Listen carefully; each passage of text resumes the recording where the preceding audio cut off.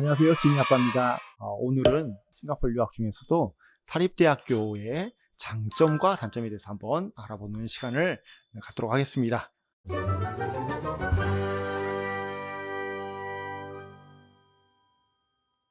사립대학교의 그러면 장점이 뭘까요? 가장 큰 장점은 저는 저렴한 학비라고 생각합니다. 사실 이제 우리가 경제적으로 넉넉하면 미국 보내고 싶습니다. 저도 막 미국 보내고 싶습니다. 하지만 너무너무 이제 비용이 많이 들고요. 사실 일반적인 수준에서 감당하기 힘든 학비가 바로 미국의 학비입니다. 우리가 그래도 이제 좀 우리나라에서 한 중산층 정도에서 약간 좀 무리하면서 보낼 수 있는 정도가 바로 싱가포르 유학이라고 봅니다. 그래서 경제적인 부분이 가장 큰 장점인데 보통 입학부터 졸업까지 우리나라 돈으로 한 3,500만 원 전후가 보통의 학비입니다. 한 1년에 3,500만 원이 아니라 입학부터 졸업까지이기 때문에 1년으로 굳이 따지자면 유학 비용이 학비, 생활비 다 합쳐서 3,000만 원은 보통 넘어가진 않습니다. 이 정도 비용으로 기간이 짧기 때문에 2년에서 2년 반, 길면 3년 정도면 대부분 과정들이 끝납니다. 그래서 이게 우리나라에서 서울에서 지방이나 지방에서 서울 보내는 정도의 학비로 커버가 가능한 거 바로 싱가포르 사립대학교 유학입니다. 이제 일단은 학비가 가장 큰 장점이고요. 그 다음에 이제 또 장점이 가깝고 안전한 국가라는 걸 둘 수 있습니다. 일단 우리나라에서 비행기로 한 6시간 정도. 지금 저희 아들도 이제 싱가포르에 가 있는데요. 틈만 나면 한국으로 놀러 오려고 합니다. 항공기도 이제 경유하는 건 굉장히 싼 것들이 많거든요. 그래서 틈만 나면 이제 오고자 저에게 계속 눈치를 주는 그 정도입니다.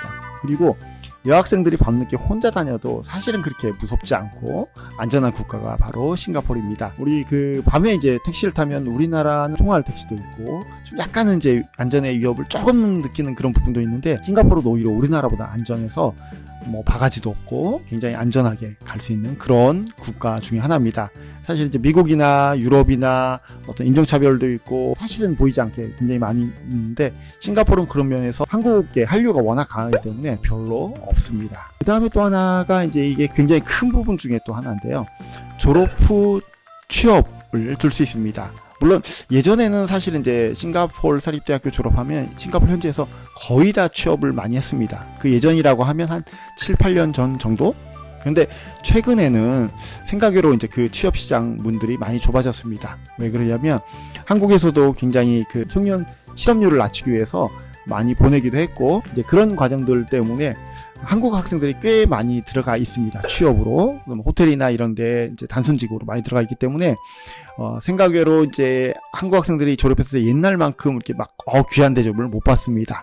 그래서 옛날보다 힘들어졌지만 그래도 꽤 많은 학생들이 현지에서 취업을 하고 있습니다. 싱가포르 사립대학교를 졸업했을 때 어차피 우리가 이제 그 아주 최상위권 명문대학교를 가기는 쉽지 않잖아요. 영어 잘하고 그다음에 해외 문화 익숙하고 그런 점을 강점으로 내세워서 취업에 도전할 수가 있다는 게 장점입니다.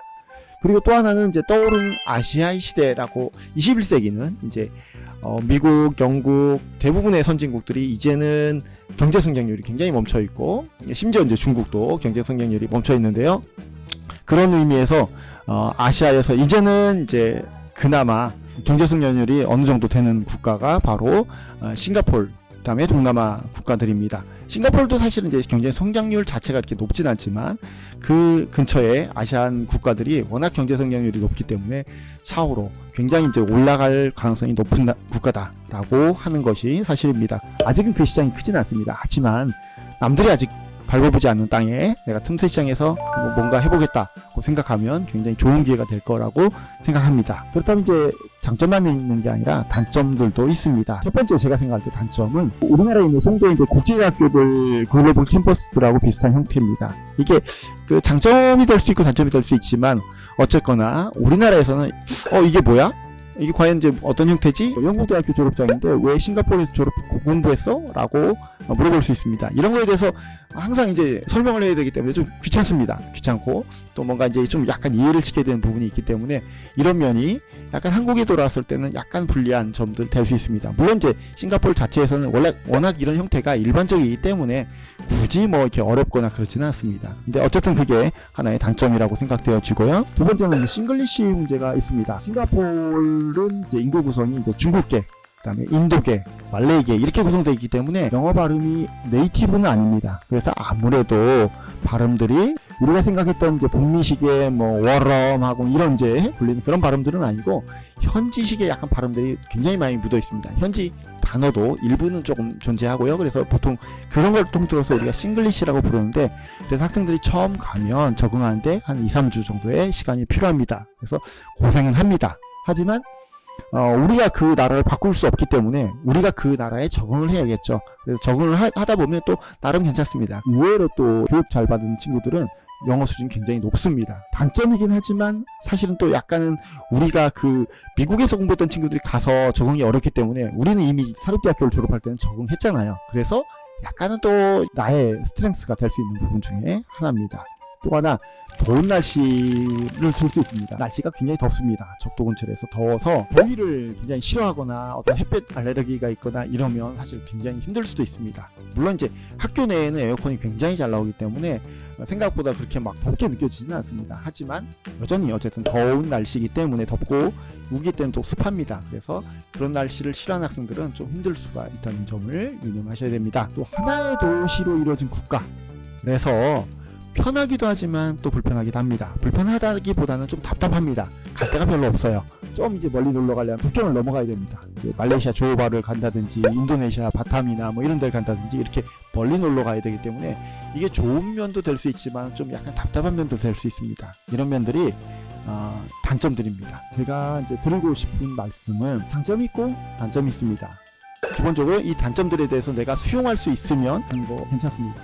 하지만 내가 이 단점들에 대해서 수용할 수 없다, 나는 이 단점들 도저히 버틸 수 없다 라고 생각하면 사실은 다른 국가를 생각하시는 게 맞습니다.